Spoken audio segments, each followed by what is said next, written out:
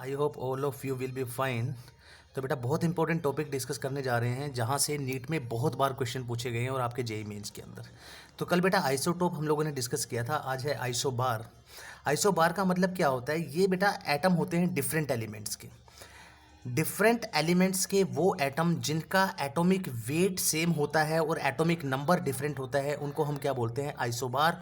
For example argon, potassium और calcium में आप क्या देख रहे हो?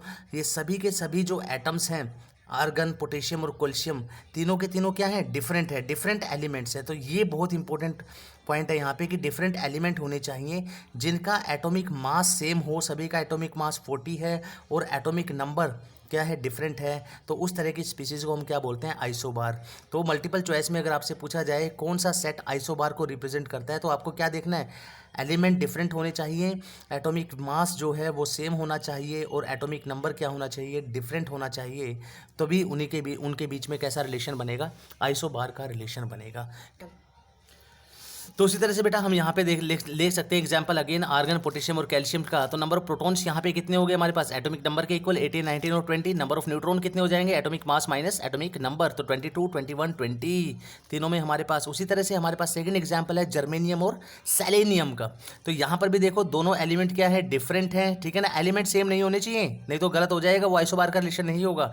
एलिमेंट डिफरेंट होने चाहिए, मास नंबर कैसा है? सेम है, एटॉमिक मास और एटॉमिक नंबर क्या है? डिफरेंट है। इसका मतलब जर्मेनियम और सेलेनियम क्या है? दोनों आइसोबार है। अब नंबर ऑफ प्रोटॉन और न्यूट्रॉन हम इजीली कैलकुलेट कर सकते हैं। The third term is isotone. नाम से पता चल रहा है आइसोटोन। आइसो का मतलब होता है सेम, ठीक है ना। तो आइसोटोन का मतलब होता है ऐसी केमिकल स्पीसीज जहां पे नंबर ऑफ न्यूट्रॉन सेम हो, उस केमिकल स्पीसीज को, उन केमिकल स्पीसीज को हम क्या बोलते हैं? आइसोटोन बोलते हैं। और आइसोटोन को हम दूसरा नाम दे सकते हैं, आइसोन्यूट्रॉनिक स्पीसीज भी उन्हें कहा जाता है। यानी जहां पे न्यूट्रॉनिक मतलब न्यूट्रॉन, आइसो मतलब same. For example silicon 1430, phosphorus 1531, sulphur 1632। अब यहाँ पे देखो नंबर ऑफ प्रोटॉन सभी में कितने हैं? 14, 15 और 16, 14, 15 एंड 16। तो नंबर ऑफ न्यूट्रॉन देखो सभी में कितना होगा? Atomic mass minus atomic number 16 आ गया, दूसरे में भी 16 आ गया और सल्फर में भी कितना आ गया? 16 आ गया। यानी सिलिकन, फास्फोरस और सल्फर तीनों स्पीसीज में same number of neutron present है। इसीलिए ये तीनों आपस में कैसे स्पीसीज है? आइसोटोन्स हैं। सिलिकन, फास्फोरस और सल्फर क्या है? आइसोटोन है, क्योंकि तीनों में सेम नंबर ऑफ न्यूट्रॉन्स है। उसी तरह से नेक्स्ट क्वेश्चन है iso electronic species. Next topic है आपका आइसो इलेक्ट्रॉनिक स्पीसीज। आइसो का मतलब होता है बेटा सेम, इलेक्ट्रॉन्स का मतलब होता है, इलेक्ट्रॉनिक का मतलब होता है इलेक्ट्रॉन्स। तो जहां पर same number of electrons present हो, तो आइसो इलेक्ट्रॉनिक स्पीसीज बेटा वो स्पीसीज होती है जहां पे same number of electron present होते हैं। जहां पे नंबर ऑफ इलेक्ट्रॉन सेम हो केमिकल स्पीसीज में, उनको क्या बोलते हैं? Iso electronic species. For example lithium positive, beryllium 2 positive and boron 3 positive. अब लिथियम का एटॉमिक नंबर कितना होता है? आपको पता होना चाहिए। लिथियम होता है हाइड्रोजन हीलियम लिथियम 3, बेरिलियम कितना होता है? 4 और बोरोन कितना होता है? 5। तो यहाँ पर प्लस का मतलब क्या है? लिथियम पे एक पॉजिटिव चार्ज है, यानी इसने एक इलेक्ट्रॉन लॉस कर दिया। तो इसके पास इलेक्ट्रॉन कितने होंगे? एटॉमिक नंबर के इक्वल 3 इंटू एक प्लस चार्ज है, यानी एक इलेक्ट्रॉन लॉस कर दिया, 3 माइनस 1 2, यानी 2 ही इलेक्ट्रॉन होंगे। बेरिलियम के पास कितने इलेक्ट्रॉन होंगे बेटा? एटॉमिक नंबर कितना है? 4 माइनस प्लस 2, यानी 2 इलेक्ट्रॉन लॉस कर दिए इसने, इसलिए 2 इलेक्ट्रॉन है। बोरोन के पास कितने इलेक्ट्रॉन होंगे? एटॉमिक नंबर -5 माइनस 3, ठीक है ना, क्योंकि 3 पॉजिटिव चार्ज है इसलिए 2 ही इलेक्ट्रॉन है।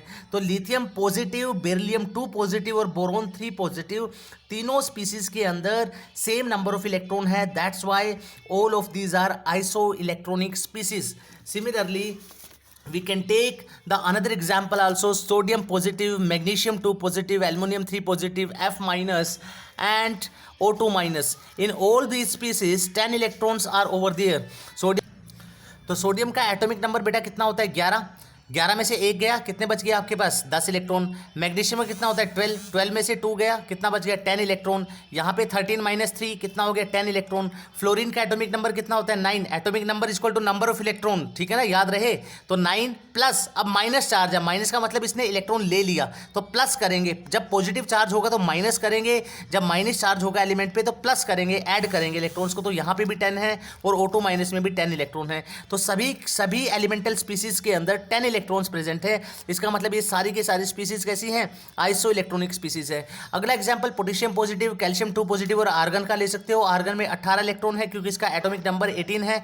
कैल्शियम 2 पॉजिटिव का एटॉमिक नंबर होता है 20, यानी 20 इलेक्ट्रॉन प्रेजेंट है वहां पे, लेकिन माइनस 2 पॉजिटिव चार्ज है, 2 इलेक्ट्रॉन लॉस कर दिए, माइनस कर दीजिए 18। सिमिलरली पोटेशियम में कितना आ जाएगा, 19 - 1 18, तो सभी में 18 इलेक्ट्रॉन्स है, इसीलिए यहां पर भी कितना होगा, ये सभी की सभी से केमिकल स्पीसीज कैसी होंगी, आइसो इलेक्ट्रॉनिक। नेक्स्ट है बेटा आइसो डाइफर, बहुत इंपॉर्टेंट है। The atom which have same value of n-p value is called isodiaphers, यानी दो केमिकल स्पीसीज आपस में आइसोडाइफर का रिलेशन कब होगा उनके बीच में, जब वहां पे number of neutron minus proton की वैल्यू कैसी हो, सेम हो, यानी n-p न्यूट्रॉन माइनस प्रोटॉन की वैल्यू सेम हो। For example thorium 234 and uranium 238 are isodiapher with each other. कैसे, क्योंकि यहाँ पे इलेक्ट्रॉन कितने हैं 90, यहाँ पे यूरेनियम में कितने हैं 92, प्रोटॉन, तो यहाँ पे प्रोटॉन कितने हैं 90, यहाँ पे यूरेनियम के अंदर प्रोटॉन कितने हैं 90, क्योंकि इलेक्ट्रॉन और प्रोटॉन किसी भी एलिमेंट में क्या होते हैं, सेम होते हैं, ठीक है ना। तो आइसोडाइफर कौन से होता है, जहाँ पे न्यूट्रॉन, अब यहाँ पे न्यूट्रॉन जहाँ पे न्यूट्रॉन और प्रोटॉन की वैल्यू सेम हो। तो हमने देखा कि यहाँ पे इलेक्ट्रॉन 90 है, यहाँ पे 92 है, यहाँ प्रोटॉन 90 है, यहाँ पे भी प्रोटॉन 92 है। नंबर ऑफ न्यूट्रॉन कितने होंगे, atomic mass minus atomic number 144 आ गया। यूरेनियम में कितना आ गया, 146 आ गया। अब मेरे पास न्यूट्रॉन की वैल्यू भी है और प्रोटॉन की भी वैल्यू भी, तो न्यूट्रॉन माइनस प्रोटॉन कैलकुलेट कीजिए। यहाँ पे 144 माइनस 90 54, यहाँ कितना आ गया 146 माइनस 92 54, यानी दोनों ही केसेस में थोरियम में और यूरेनियम में न्यूट्रॉन माइनस प्रोटॉन की वैल्यू सेम है, इसलिए दोनों स्पीसीज कैसी है, आइसोडाइफर हैं, ये आपको पता होना चाहिए, ठीक है ना। तो आइसो न्यूट्रॉन में क्या बताया, जहाँ पे नंबर ऑफ न्यूट्रॉन सेम हो, और आइसोडाइफर में जहां पे number of neutron minus proton की वैल्यू सेम हो, उनको हम क्या बोलते हैं, आइसोडाइफर। और आइसो इलेक्ट्रॉनिक में जहां पे same number of electron present हो, उनको क्या बोलते हैं, आइसो इलेक्ट्रॉनिक स्पीसीज। नेक्स्ट है बेटा आइसोस्टर। आइसोस्टर क्या होता है, वो कंपाउंड होते हैं जहां पे सेम नंबर ऑफ एटम और same number of electron present हो, उनको हम क्या बोलते हैं, isoster. For example CO2 and N2 दोनों के दोनों आइसोस्टर हैं आपस में। कैसे, देखो सबसे पहले उसने क्या बोला, नंबर ऑफ एटम और इलेक्ट्रॉन सेम होने चाहिए। सबसे पहले नंबर ऑफ एटम देखते हैं। CO2 में कितने एटम है, 2 ऑक्सीजन के और 1 कार्बन के, 3 एटम है। तो बेटा आइसोस्टर में मैंने क्या बताया, जहां पे नंबर ऑफ एटम और नंबर ऑफ इलेक्ट्रॉन सेम होते हैं, उनको हम क्या बोलते हैं, आइसोस्टर। जैसे CO2 और N2 दोनों आइसोस्टर हैं आपस में।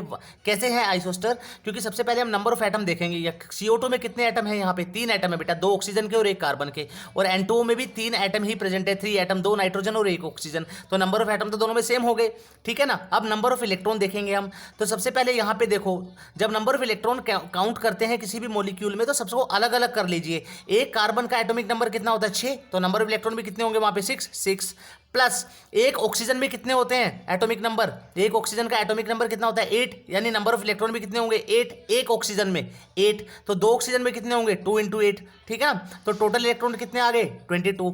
उसी तरह से नाइट्रोजन में एटॉमिक नंबर कितना होता है, 7, ठीक है ना। एक नाइट्रोजन में 7 इलेक्ट्रॉन होंगे, तो 2 में कितने होंगे, 14 इलेक्ट्रॉन, और ऑक्सीजन ऑक्सीजन का एटॉमिक नंबर कितना होता है, 8, यानी वहां पे इलेक्ट्रॉन कितने होंगे, 8, तो 14 + 8 22, यानी यहाँ पे नंबर ऑफ एटम भी सेम है और नंबर ऑफ इलेक्ट्रॉन भी सेम है, इसलिए दोनों स्पीसीज कैसी है, आइसोस्टर। नेक्स्ट है बेटा आइसोमोर्फस।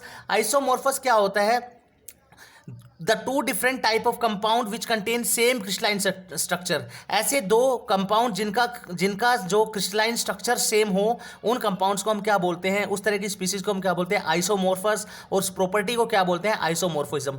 For example Na2SO4 and Na2SeO4।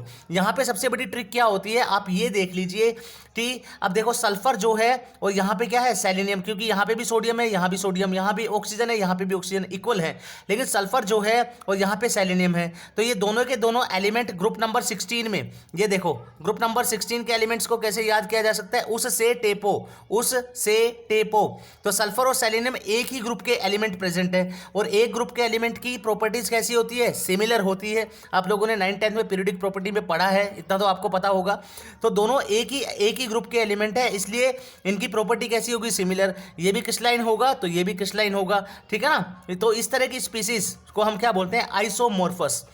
And the last important tricky point is, आपको पता होना चाहिए कि सोडियम 1123 सपोज करो, तो सोडियम का जो इलेक्ट्रॉनिक कॉन्फ़िगरेशन होगा अभी आपको ये नहीं पता होगा ये मैंने कैसे लिखा, ये आपको लास्ट पॉइंट में जब हम क्वांटम मैकेनिकल मॉडल पढ़ेंगे तब आपको पता चलेगा कि इलेक्ट्रॉनिक कॉन्फ़िगरेशन कैसे लिखते हैं, ठीक है ना। अफबाउ प्रिंसिपल पढ़ेंगे, हंस मल्टीप्लिसिटी रूल पढ़ेंगे, तब हम बताएंगे आपको। लेकिन सबसे बाहर वाले आउटर मोस्ट इलेक्ट्रॉन्स को हम क्या बोलते हैं? Valence electron. Outer most valence electron की एन की वैल्यू कितनी है? 3। तो n-1 यानी 3-1 यानी सेकंड सब सेल के अंदर जितने भी इलेक्ट्रॉन होंगे, सेकंड सेल में सॉरी, जितने भी इलेक्ट्रॉन होंगे उन इलेक्ट्रॉन्स को हम क्या बोलते हैं? Penultimate electrons. और n-2, n की वैल्यू कितनी है? 3, 3-2 कितना हो गया? 1। यानी फर्स्ट जो सेल है उसके अंदर जितने इलेक्ट्रॉन होंगे उनको हम क्या बोलेंगे? Anti penultimate electron. सो सबसे बाहर वाले इलेक्ट्रॉन को वैलेंस इलेक्ट्रॉन, n-1 इलेक्ट्रॉन को पेनल्टीमेट और n-2 इलेक्ट्रॉन को एंटी पेनल्टीमेट। यहाँ से क्वेश्चन पूछा जाता है कि बताइए किसी भी एलिमेंटल स्पीसीज के अंदर वो आपको दे देगा कि इसमें वैलेंस इलेक्ट्रॉन कितने हैं, पेनल्टीमेट इलेक्ट्रॉन कितने हैं या एंटी पेनल्टीमेट इलेक्ट्रॉन कितने हैं। तो सबसे पहले आपको इलेक्ट्रॉनिक कॉन्फ़िगरेशन लिखना आना चाहिए, जो मैं आप लोगों को चैप्टर के लास्ट में आएगा ये टॉपिक, ठीक है ना। तो अभी आप रहने दीजिए, बल्कि इसको हमें नहीं करना है, आप यहाँ तक करोगे आइसोमॉर्फस। इस ट्रिक को हम लास्ट में करेंगे, तब आपको ज़्यादा अच्छे से समझ में आएगा। तो ठीक है बेटा, isotope, isobar, isotone, isoster, isomorphous, all the topics are very very important and so many times in NEET exam and in the JEE mains exam, examiner asked so many time the question from here if you check the last year questions. Okay बेटा, तो यहाँ तक complete करोगे। Thank you very much.